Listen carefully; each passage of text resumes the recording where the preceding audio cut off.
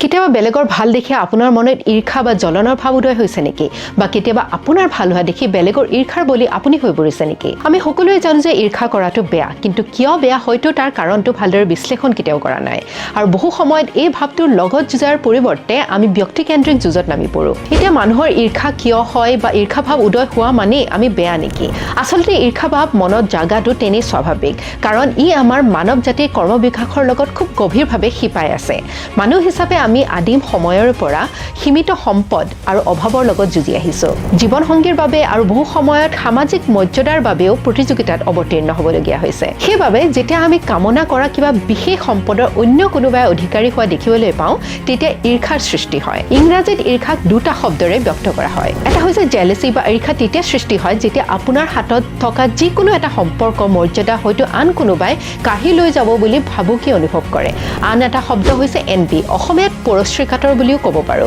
আপুনি যেতিয়া কোনোবা বেলেগে আপুনি কামনা কৰা কোনো এটা বস্তু মৰ্যাদা ইত্যাদি অধিকাৰী হয় আৰু আপুনি নোপোৱাৰ বেদনাত ভুগিবলগীয়া হয় তেতিয়া এনভিয়াছ হোৱা বুলি কওঁ কিন্তু এই যেতিয়া ইমোশনছ বিলাক আমি অনুভৱ কৰোঁ তেতিয়া কি হয় এই মনোভাৱ যেতিয়া আমাৰ মনলৈ আহে তেতিয়া আমাৰ মগজুৰ ভয় কেন্দ্ৰ যাক আমি এমিগডেলা বুলি কওঁ ই সক্ৰিয় হৈ পৰে ইয়াৰ ফলত ভয় ভাবুকিৰ ভাৱ অনুভৱ হয় আৰু ফলত উদ্বেগ আৰু ক্ষোভৰ সৃষ্টি হয় আৰু লগতে আপোনাৰ প্ৰিফ্ৰণ্টেল কৰ্টেক্স যিটো অংশৰ দ্বাৰা আপুনি যুক্তিসংগত চিন্তা কৰিব পাৰে আৰু আত্মনিয়ন্ত্ৰণ কৰিব পাৰে সেই অংশটো দমন হৈ পৰে আৰু ইয়াৰ ফলত আপোনাৰ শৰীৰত কৰ্টিসল বা ষ্ট্ৰেছ হৰমন বৃদ্ধি পায় আৰু আপোনাৰ মনটো খিংখিঙীয়া হৈ পৰে উদ্বেগ বৃদ্ধি হয় আনকি টোপনিও ক্ষতি হ'ব পাৰে সেইবাবে মনত ৰাখিব এনে মনোভাৱে সদায় আপোনাৰ ক্ষতি আটাইতকৈ বেছি কৰে ঈৰ্ষা ভাৱ আপোনাৰ মনত অহা মানে আপুনি ভুল বা বেয়া নহয় কিন্তু এই ভাৱক বেছি সময় যদি মনত প্ৰশ্ৰয় দিয়ে কিন্তু তেতিয়া আপোনাৰ বহুতো ক্ষতি নিশ্চিতভাৱে হ'ব সেইবাবে সময়ে সময়ে জীৱনৰ প্ৰতি কৃতজ্ঞতা আগবঢ়োৱাৰ অভ্যাস গঢ়ি তোলক মনত ৰাখিব আপুনি জীয়াই থকা জীৱনটো বহুতৰে বাবে